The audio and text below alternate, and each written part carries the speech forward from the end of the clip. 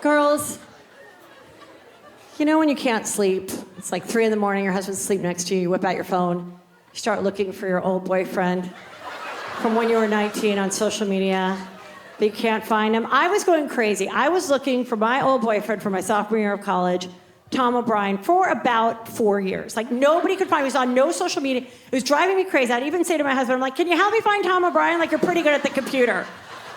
Because my husband's the most non-jealous person on earth. And I proved it once because he had a business thing, and he was out of town. He called me on a Tuesday. He was supposed to come home Wednesday. And he's like, oh, hey, I'm not going to come home till Friday now. And I go, okay. We hang up. You know how people always get caught for cheating because they send a text that was meant for their lover, but it went to their spouse? So right after I hung up with my husband, I texted my husband right back with just this. Oh, hey, he's not going to be home until Friday now.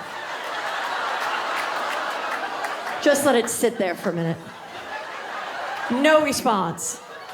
So then I took a photo of my boobs. I squished them all together, put my cat under there. I'm like, just sent that off. Again, no response. So then I sent him a third text. I'm like, oh, sorry, those weren't for you. He called me up. He's like, what is wrong with you? I'm like, why can't you be jealous like a normal person? So I'm talking openly about trying to find Tom O'Brien, and my 2 boys freak out because they go to Catholic school, and they're like, Mom, you cannot try to find your old boyfriend. You're breaking 2 of the 10 commandments. Number 6 and number 9. Thou shalt not covet thy neighbor's. Like, oh, shut up, you Bible beater. I'm not out to fuck him. I just want to know how his life turned out, and are his kids cuter than you? I'm curious. I'm just curious. That's it. So I did what any happily married yet curious woman would do. I spent $60 on this service that would run like court papers on people. I found out he had never had a marriage license, so I'm like, someone is pining for someone. But still no photo. But I found out that he ran his family's apartments out here in the Orange County area. So I have a friend who lives out here, so I called her and I go, listen, I found Tom O'Brien. I need you to go act like you want an apartment, make an appointment, fill out an application, have them run your credit, and then when he shows you the unit, act like you're taking photos of the kitchen and stuff, get him in it and send it to me. I go, what do you think? And she goes, sounds like the greatest fucking day of my life.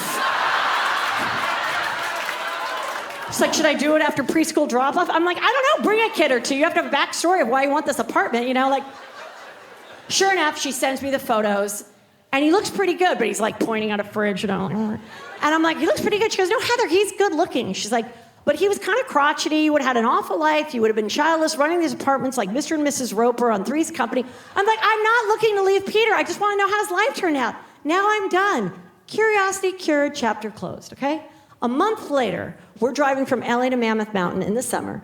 And we've got the 2 boys, my husband and I, and we stop at this gas station, and I'm getting a bag of chips. And I have eye contact with this guy about my age. And I'm like, those eyes look kind of familiar. Whatever. Drive another 2 hours to the barbecue place.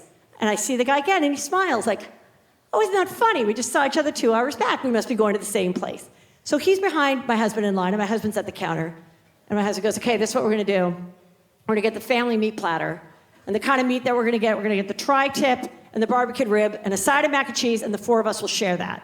And I go, but I don't want that. I want the pulled pork. He's like, well, the pulled pork isn't offered with a family meat platter. I go, I know, but that's what I want. He goes, well, can't you just pull the pork off the rib? I go, no, it's not the same thing. I want it all mushy-gushy like some pulled pork. How many frickin' shows do I have to do to get some pulled pork? So then the girl goes, well, you can get a side of pulled pork. I'm like, yeah, maybe I will. And my husband goes, yeah, get a side of pulled pork. I'm like, I will, Ike Turner, I will. Like, do whatever you want. He like goes to the car. So I'm sitting down at the booth, and the guy turns around and he's like, Heather McDonald? I'm like, yes. He goes, Chris Hart. This guy was the last guy I kissed, had sex with. I was on a date with him. When I met Peter, blew him off, went home with Peter, have never seen him since, and he just witnessed Peter bitch at me about some pulled pork in the middle of fucking nowhere. He's probably like, really, bitch? This is who you blew me off for in 1999 at El Cholo restaurant in Santa Monica? Hope you're happy. Looked like your life turned out great.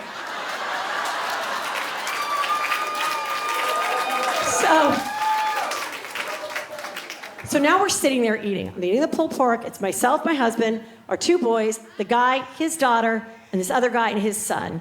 And and I'm eavesdropping, and I kind of gather they're probably two divorced dads taking their kids like on a camping weekend. And I'm eating a pulled pork, and I just start laughing to myself. I'm like, oh my God, I looked so long and hard for Tom O'Brien, and here the last dick that was ever inside me is next to the current dick. There are only 3 dicks in my entire life, and here 2 and 3 are right here in the middle of nowhere. What is the freaking odds? So I start laughing, and my son, my nosy son, is like, what? What's so funny, Mom? Tell me what's so funny. What's so funny? I go, fine. So we go to the bathroom, and I go, listen, Drake, the guy behind me was the last guy I ever dated. In fact, I was on a date with him when I met your dad, blew him off for Dad. He just witnessed Dad bitch at me about some pulled pork, and I just think it's kind of funny. And so he's like, okay. So we go back, we leave. We're about to leave. I don't even say goodbye to the guy because I look so ugly. I have no makeup on. I'm like, see ya, bye. We get in the car, and my husband's like, all right, what was all that weirdness about? And I'm like, all right, let me explain. And my son goes, no, Dad, let me explain. The guy behind Mom was her old boyfriend, and now he and his husband and their 2 children are also going to Mammoth Mountain. I'm like, actually, that's probably accurate. You guys have been incredible. Thank you so